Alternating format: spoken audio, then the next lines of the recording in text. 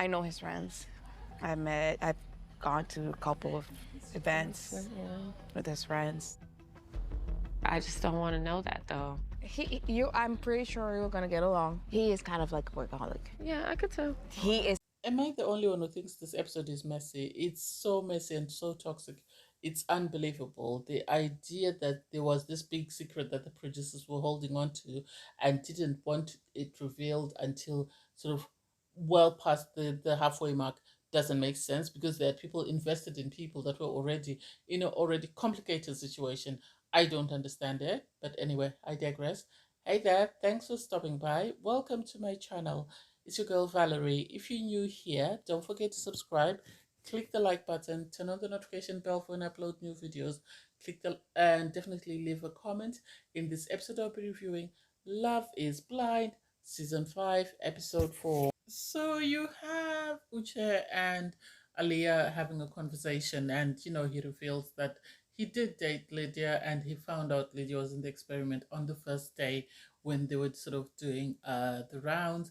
And we get a flashback whereby he has a conversation with Lydia, and Lydia sort of saying maybe this is a sign that we need to start afresh. And he is reluctant to do that because he feels it wouldn't be genuine to the experiment because they already know one another, which makes sense. I have always felt like they still have feelings for one another, in the sense that Uche was trying to sort of pry information from MILTON about his connection with Lydia to find out exactly what was going on with that, and MILTON refused to tell him. And Lydia, I feel, has been sort of playing keep your friends close and your enemies even closer. I think she wanted to know every single thing that was going on with Uche and Aaliyah, and this is why she was always the first person to console Aaliyah. This is why she was always offering Aaliyah information and always having conversations about Aaliyah and Uche. I think because she wanted to know where they stand and see whether Uche was definitely gone or she still had a chance to get it to win him back. I think that's the impression that I get. And for Uche to sort of say that, yes, he knows Lydia's got a connection with MILTON, but he doesn't feel that MILTON is ready for marriage. That has nothing to do with him. If he has moved on, that has nothing to do with him. And I don't know why he was telling Aaliyah when he's supposed to be trying to convince Aaliyah that, he really cares about her, he's over Lydia, and he's ready to start to turn a new leaf. So even Aaliyah had to ask him, do you still have feelings for Lydia? And he went, no, I have love for her, but I'm not in love with her. And it's like, don't try and sort of manipulate words to sort of try and make it seem what it's not. If you still have feelings for her, just own up. Yes, we broke up, but I still have feelings and I still care about her and I want to make sure she's safe. That's it. And I don't know. Aaliyah was saying she wants to have a conversation with Lydia and sort of find out exactly where they stand and see what Lydia's feelings are towards Uche. I think if she replays everything that's happened, she would see that Lydia still has feelings for Uche and she would leave that and just keep it moving because it's not worth the hassle. So you have IZZY meet up with STACY. Am I surprised that he proposed? No. Am I surprised that of all the connections he had, he chose STACY? No. I said this before. IZZY wanted someone who wasn't as serious about the process as him. That way, when it was time for him to detach, he could detach easily. Because he has this conversation with STACY and tells her he loves her. And she says, thank you. And it's like, how do you say thank you to someone when they say I love you and then later on accept his proposal? Make it make sense. I think STACY just wants to go on holiday. She just wants to go through the process. She didn't find anyone else, and so she's going to ride the IZZY train until it's time for her to get off. That's the impression that I get. So after the proposal, STACY is excited. She goes to the girls to tell them, and you can see Johnny in a corner just standing and staring at her because I think Johnny still hopes to see what IZZY looks like. I think her goal is still to try and win IZZY over. But in order to do that, she needs to go on the honeymoon. So she's hoping that Chris is going to take her. But from the look on her face, you could see she wasn't happy. Although she said congratulations, she wasn't happy. Because she already said that she doesn't see a future for STACY and IZZY. And she was saying that IZZY has got financial problems. He's got this, that, and that. And it's like, so if he has all these problems, why then were you that upset when he broke up with you? Why? Why would you need to tarnish somebody else's image to make yourself look good? I didn't like that bit. Anyway, she then goes for her date with Chris. She was more or less begging Chris, is Janae. She was more or less begging Chris to propose to her, to give her a chance. And she was, oh, I see myself with you. You know, you said this, yes, that aligns with me. You said, but it's too late for her because the guys have already revealed what she was saying in the pod. Izzy has already told Chris the truth. And so you could tell Chris was just trying to be respectful. And in the end, he said, I choose myself. And I have to give him a round of applause because he deserves to choose himself. He deserves to choose himself. He should not be played by this woman because what she's going to do is she's going to let him propose. They're going to go on a honeymoon, and then it's going to end up being the Cole and Colin scenario, or the Jarrett and Diana scenario, and or the Baptiste and Raven that he tried to create scenario. So, in my opinion, he did what was best for himself. He chose himself, and would rather have left single than to live in a relationship that wasn't going anywhere. So I give him a round of applause for that, and I hope he takes time to heal before he goes into his next relationship. So you have Lydia and Alice, yeah, have a chat about, the fact that Lydia is made aware that Aaliyah now knows that she dated Uche and they were together with Uche. And I think it's going to be messy either way. It's going to be messy in the sense that from the clip we saw, Uche was reluctant for them to pursue anything with Lydia because they already knew one another and he wanted to remain true to the experiment. Whereas Lydia told um, Aaliyah that, Uche wanted us to start on a clean slate and to see if we could get something going. And I think she exaggerated some of the information that she was giving Aaliyah. Yes, she did talk about Uche's friends. She did talk about Uche's dog. She did talk about Uche's home, which I felt was inappropriate, especially seeing the way Aaliyah was reacting. You'd have expected Lydia to be self-aware enough to know that she's now crossing the line, because at one point even Aaliyah said that I didn't want to know.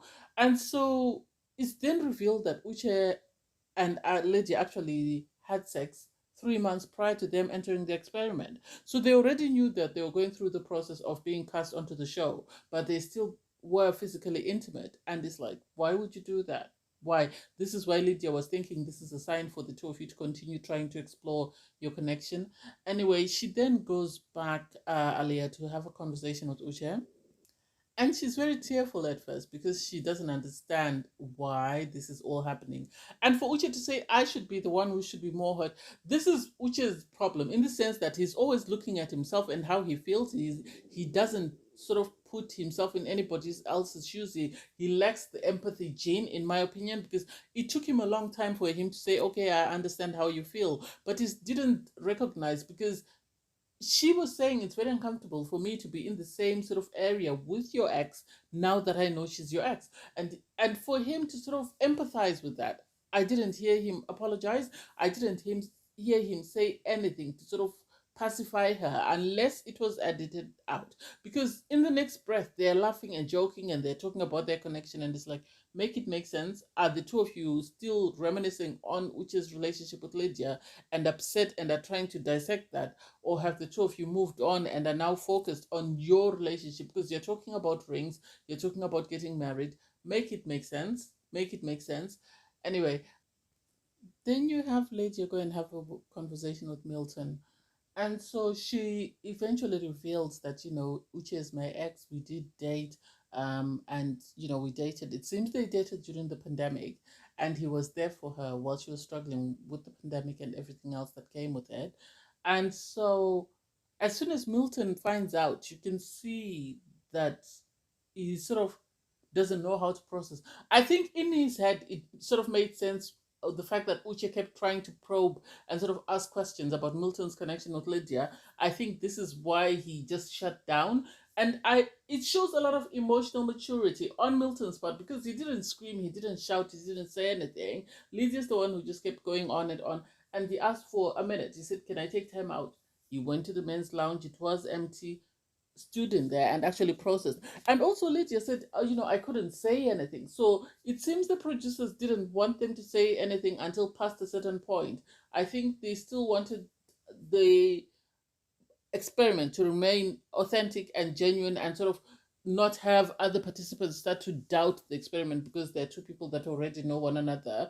And I think they didn't want to limit the chances of Uche or Lydia finding a connection with somebody else, because had somebody in the experiment known that somebody's ex was there, they might have refused to continue exploring the connection. So I think this is why they were told to wait, and then towards maybe halfway through the experiment or towards the end, this is when they were allowed to say something.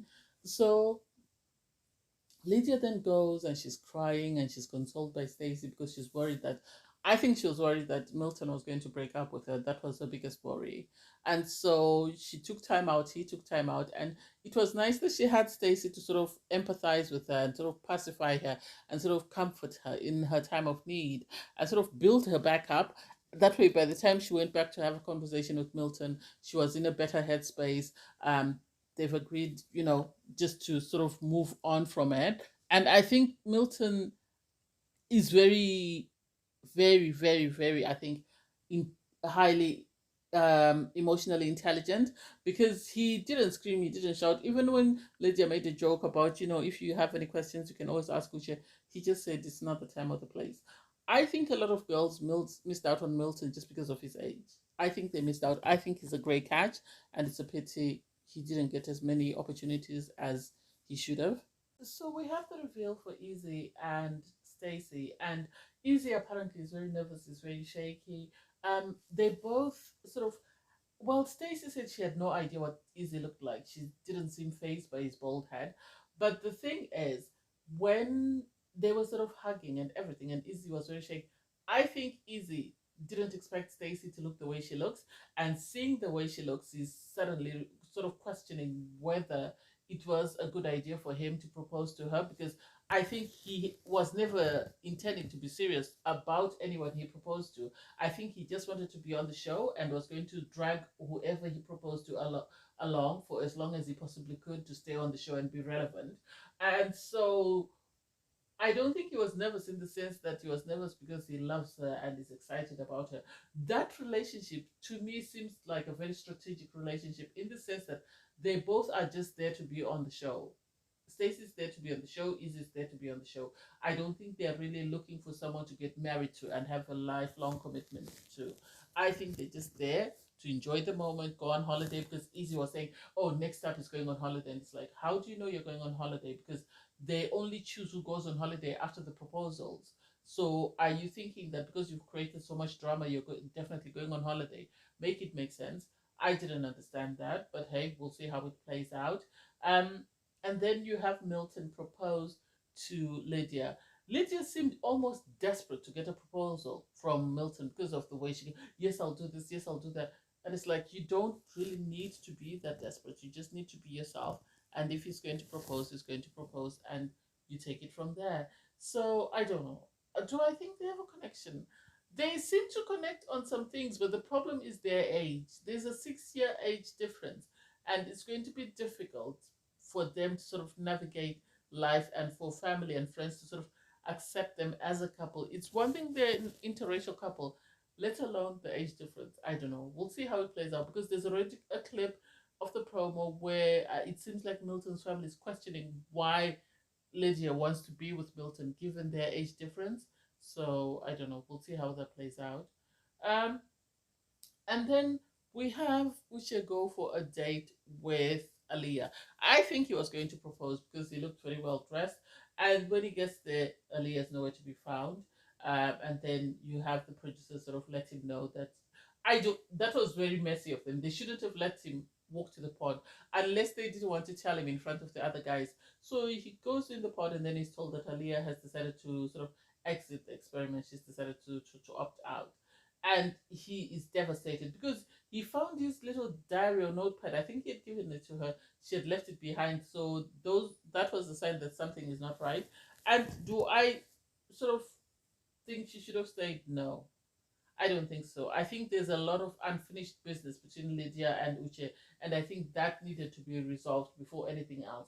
And I hope the producers don't use this as a second chance opportunity, because this is totally different to the Bliss and Zach scenario. This is totally different.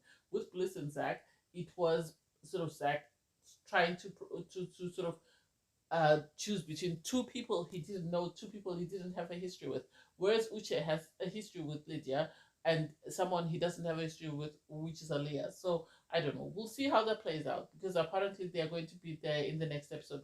We've already been shown a clip of them meeting up. So we'll see how that plays out. And it seems Uche is going to try and phone her and sort of have a conversation with her to find out why she opted out. So I don't know. We'll see how it plays out. Anyway, thanks guys for watching. Please don't forget to click on the video for episode 3 that I reviewed. Anyway, thanks guys for watching. Please don't forget to like, share, comment, and subscribe. Bye everyone.